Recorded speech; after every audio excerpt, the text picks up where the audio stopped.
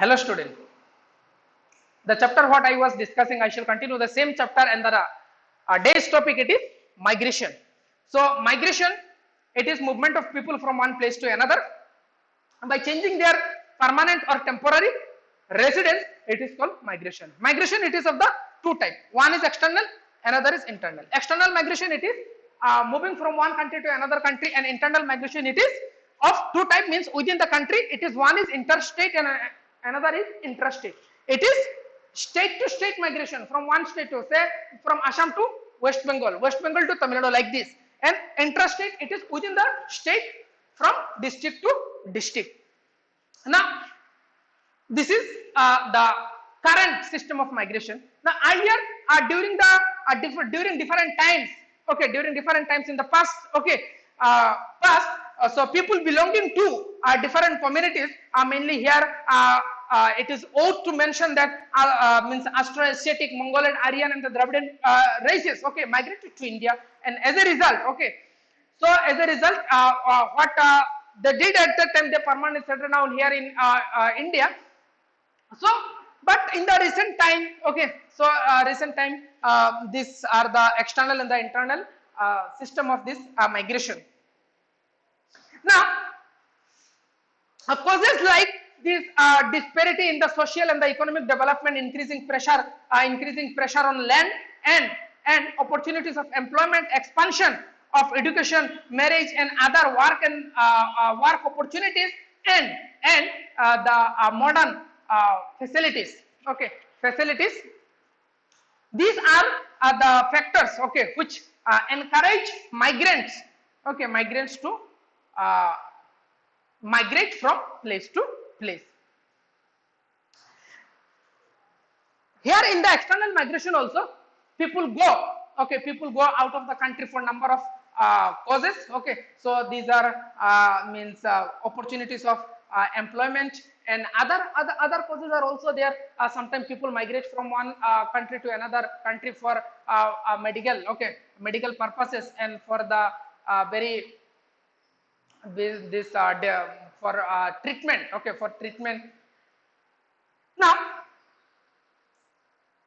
India is also witnessed this migration, okay, from neighboring countries also, and this is according to 2001 census. 5.1 million people came from the Bangladesh, and 0.9 million people came from the Pakistan, 0.5 million people came from the Nepal, and 0.1 million people came from Sri Lanka by crossing the international boundary.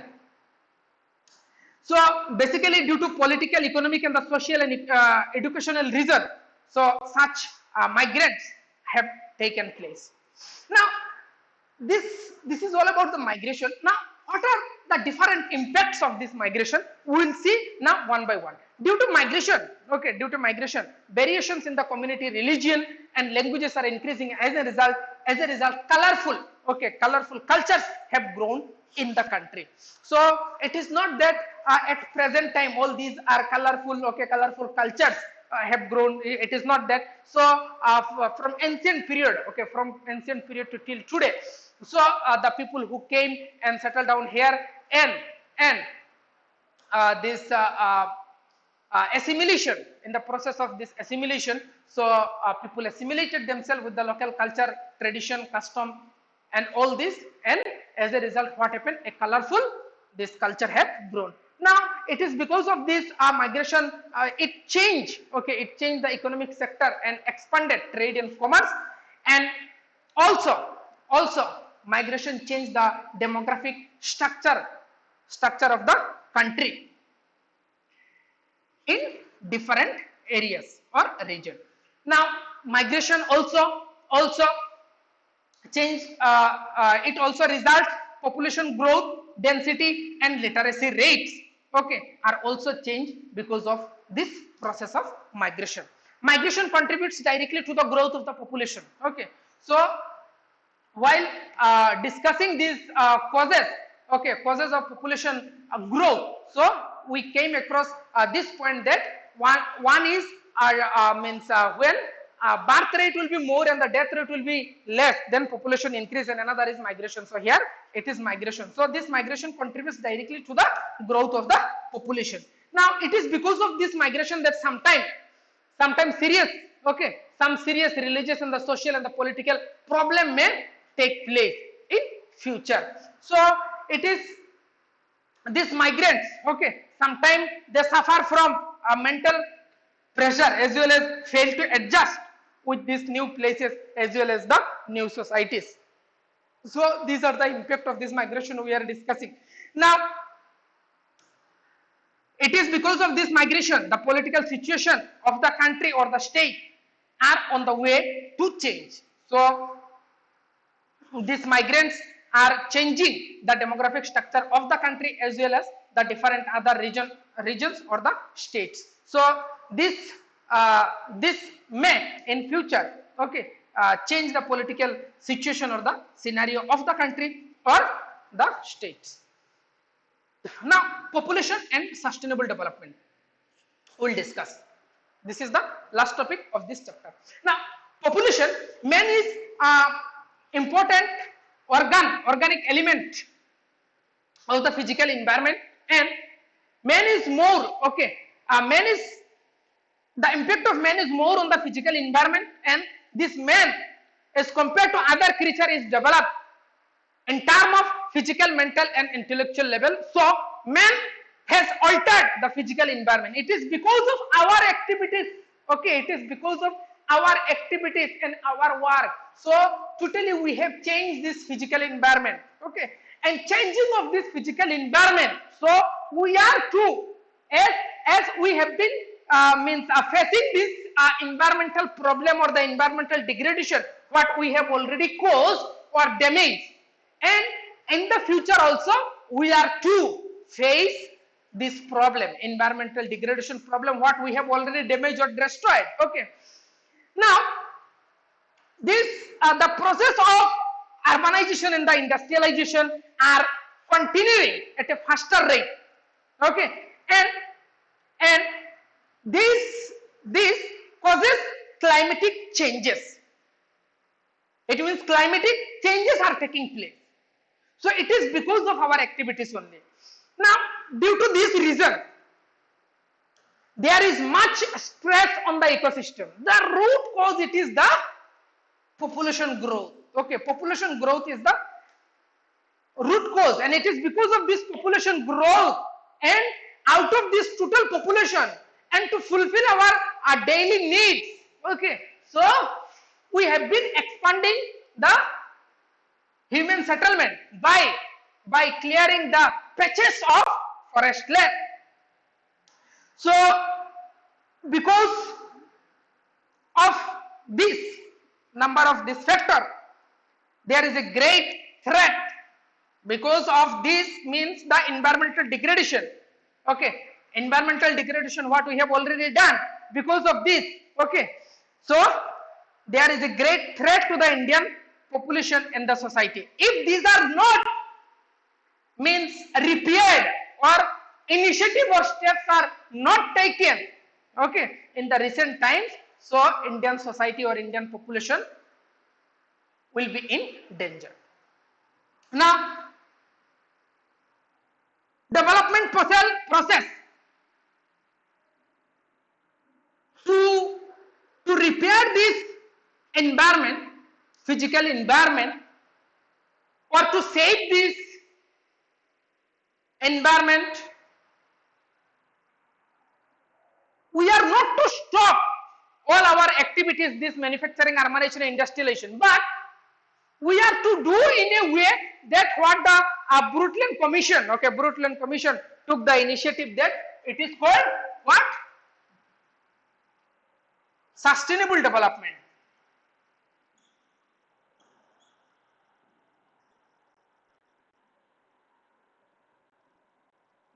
Sustainable development, it is the development to meet the present needs, to meet the present generation's need, and without compromising the ability to meet the future needs.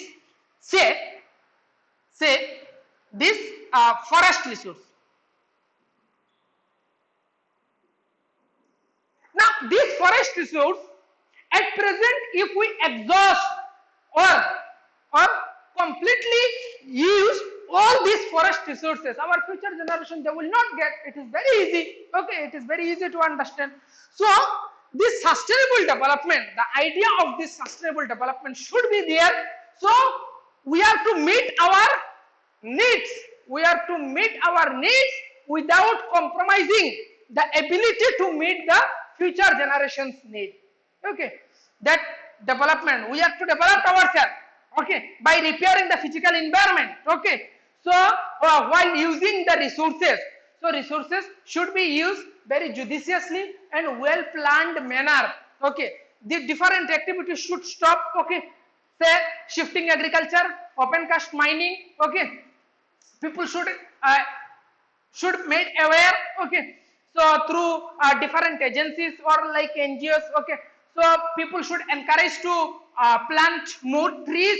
So like this number of steps if taken, then only means the damaged physical environment can be repaired. Now next topic, it is a brief introduction to the Indian economy. Indian economy, the national government, after taking over charge, after independence, after taking over charge by the national government, number of efforts had made for the welfare of the people.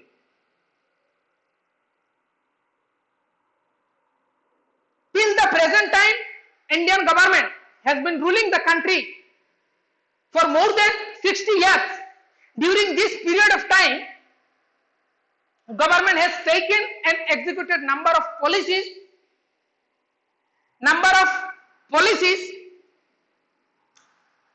like a series of 5-year plans are there. Okay, government taken and executed to improve the economic condition. Now,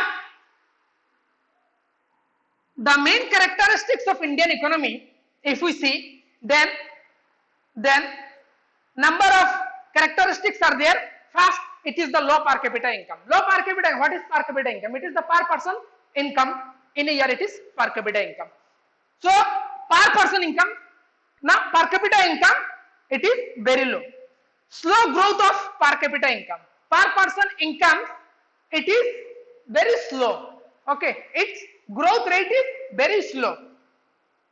Now, in the year 2008-9, the per capita income of India, per capita income in India, it was 31,801 rupees, and next year it is the 2009 and 10 financial year, so it had slightly increased to 33,000. And based on this, okay, monthly per capita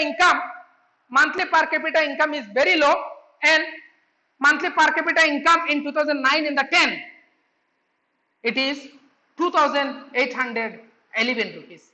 So it is slow growth of per capita income. It is one of the character.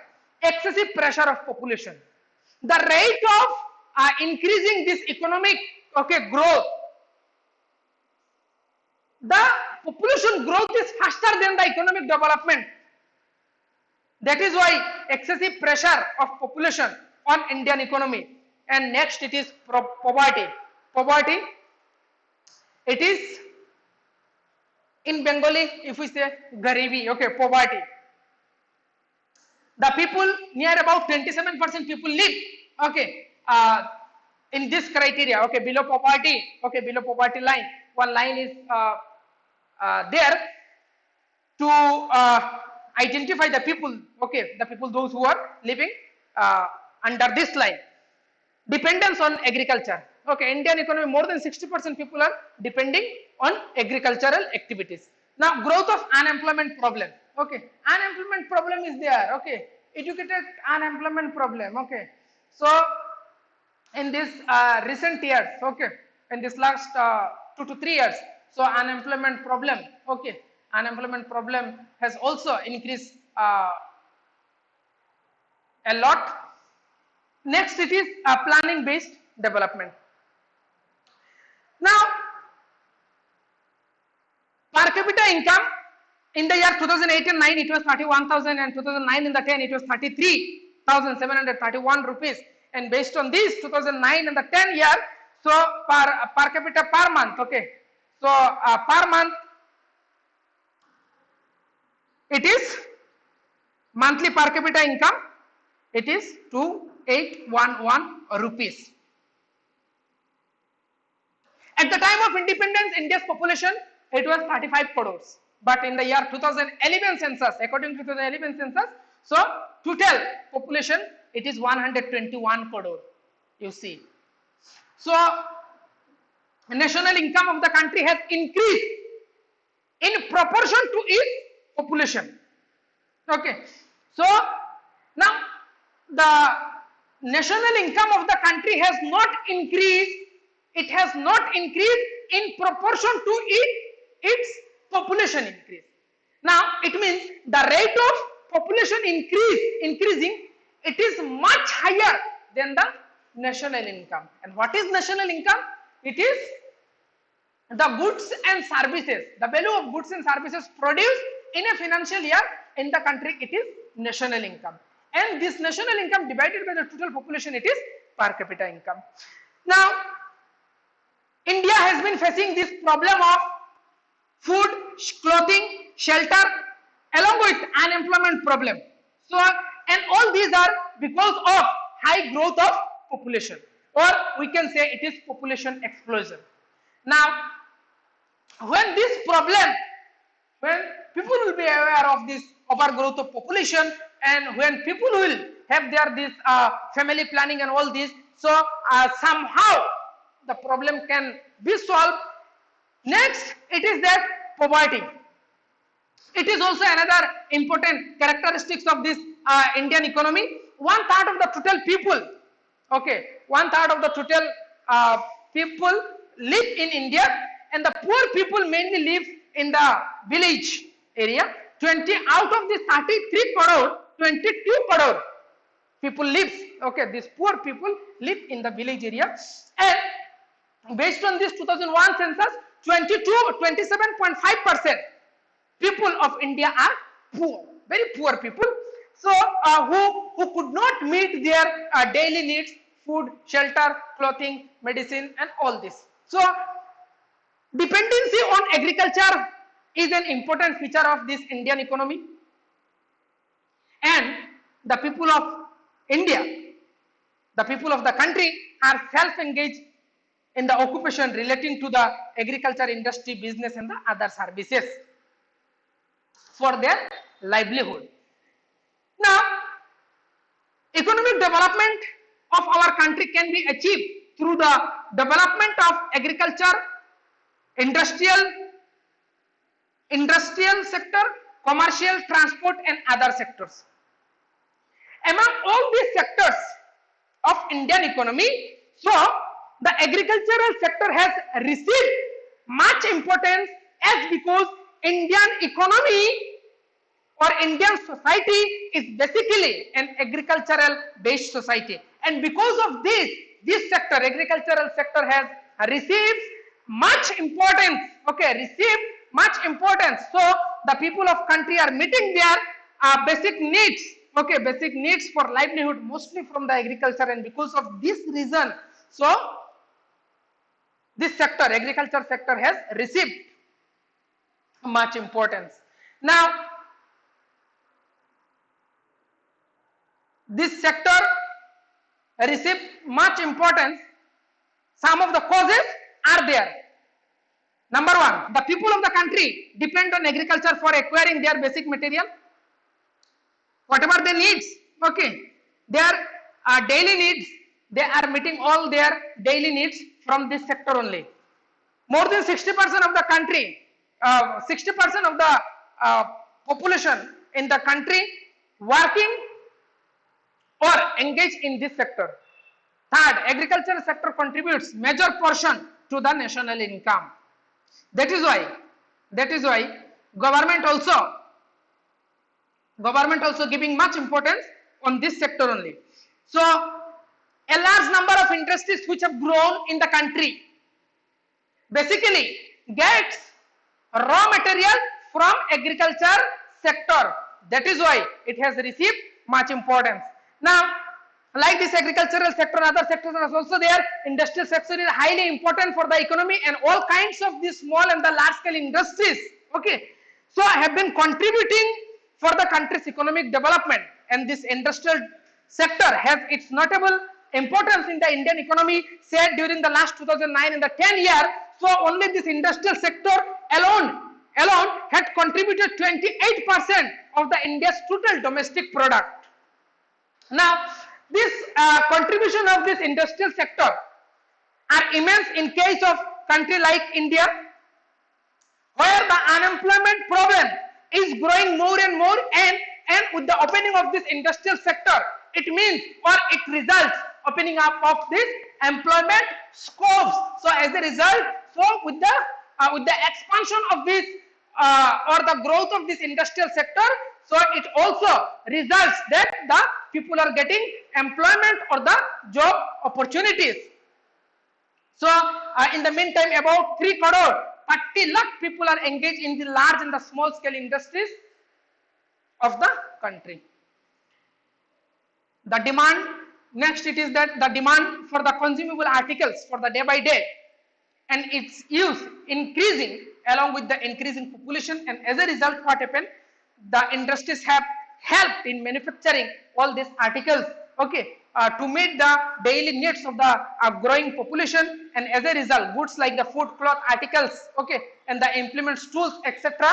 Are being produced by the industries to meet the needs. So other than these, transport sector is one of the principal sector of Indian economy. Good system, okay, good transport system of the land, water and the air are highly considered as lifeline of the country, arteries of the Indian economy. Without this efficient transport and communication system, so economic development cannot be achieved, or the goods what will produced by the industries, if these are not transported conveniently or fail to get by the ultimate consumer, then it will be a setback for the nation's economy. So that is why for the development of this transport and transport system is also very important, and the different form of this transport system are road transport, waterway, okay, waterway, railway and the airways.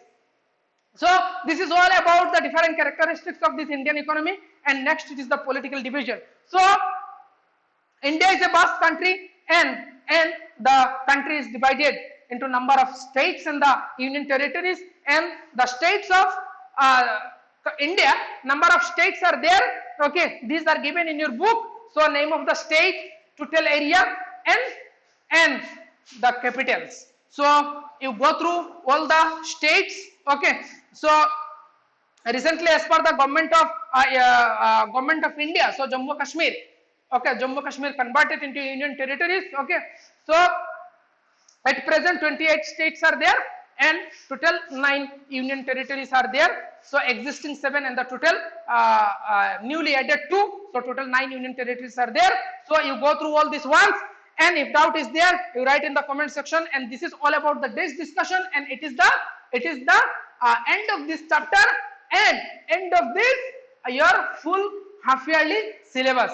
You read the full syllabus, whatever the problem, okay, whatever the problem, so you write in the comment section, okay. If you face any problem, you write in the comment section of the channel on YouTube. I shall reply you. This is all about the day's discussion. Thanks to all.